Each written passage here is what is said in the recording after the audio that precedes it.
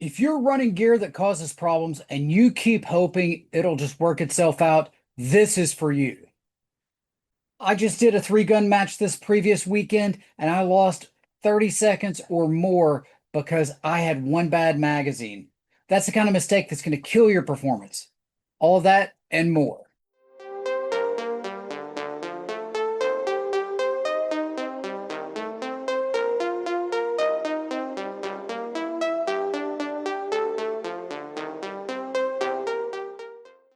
I'm Joe Gray with True Blue Tactical. And as I stated in the intro, I ran a three-gun match this weekend. And on one of the stages, I had a magazine that didn't really want to behave correctly. As a byproduct, it didn't want to strip the rounds cleanly from the magazine.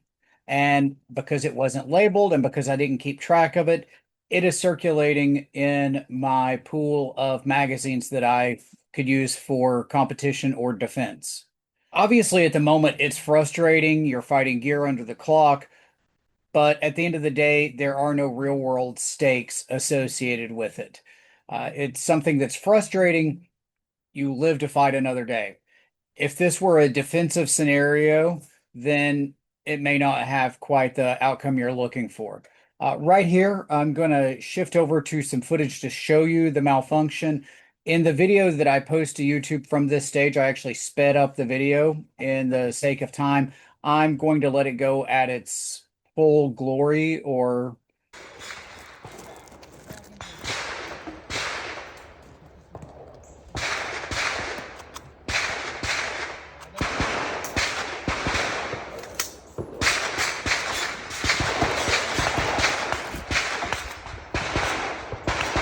I'm so nervous for a second too.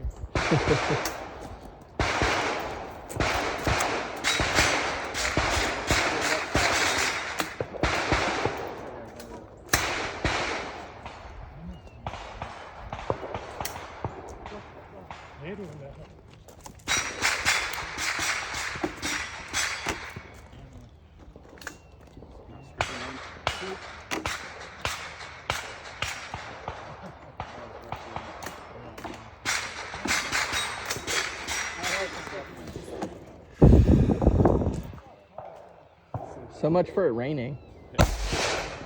So, what can you do to fix this problem? Well, I've using a paint marker as such that I got for $2.99 at Harbor Freight. What I have done is I have labeled my magazines, and this is actually an AR-10 magazine, but I've already done the same thing to my AR-15 magazines as well. That one was just my initials and a number. For me, that means that it's just range rounds. It's nothing important. It's nothing that I need to treat differently. Now, if you're using hollow points or anything like green tips or something else, you probably do want to label those as appropriate. And I've actually done that with hollow points right here. So I know the magazine is mine. I know it has hollow points, and that's magazine number one. So in that particular instance, if that magazine goes bad, I can replace it. Basically, what I'm doing is I am allowing a three strike policy. It could be that I overloaded the magazine. It could have been the ammo. It could have been the gun. It could have been the weather. There's so many things it could have been. I want to give benefit of the doubt. With that, you could use colored bands or anything else if you don't want to paint it. With magazines, they're fairly inexpensive, so that's something that you could definitely.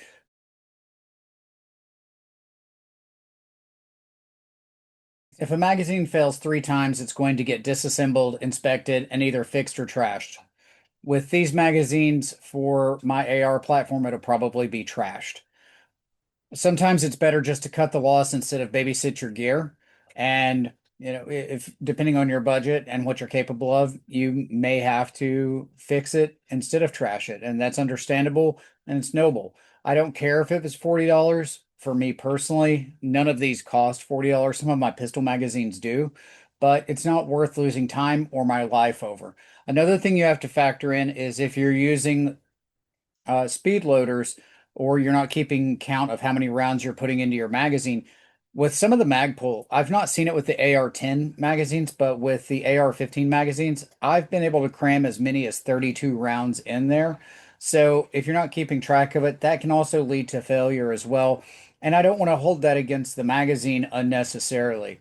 So what I did whenever I labeled everything in the AR-15 yesterday is I popped every round out of the magazine. I labeled hollow points, green tips, range rounds, etc. I counted and I actually put 28 instead of 30 so that there's a little bit of wiggle room there. With the AR-10, this firearm doesn't get used as much. So I, instead of putting 25 in most of them, I put 23 so that there's a little bit of difference there with the spring. But nevertheless, it's something worth considering. At the end of the day, you need to take your magazines seriously. They are a vital part of your rig. You could have a $4,000 rifle and it fail to fire or cause catastrophic harm to the weapon over an $8 magazine. Make sure your magazines are in good shape, and at the end of the day, you want to label them, track them, and retire the problem ones. Your gear shouldn't be working against you. But that's all the more reason why you should be going out and competing and running drills at the range so that you can work through these problems, get used to it, cut the amount of time it takes you to troubleshoot and resolve the problem. And once you identify the problems, you can fix that faulty gear. Until next time, I'm Joe Gray.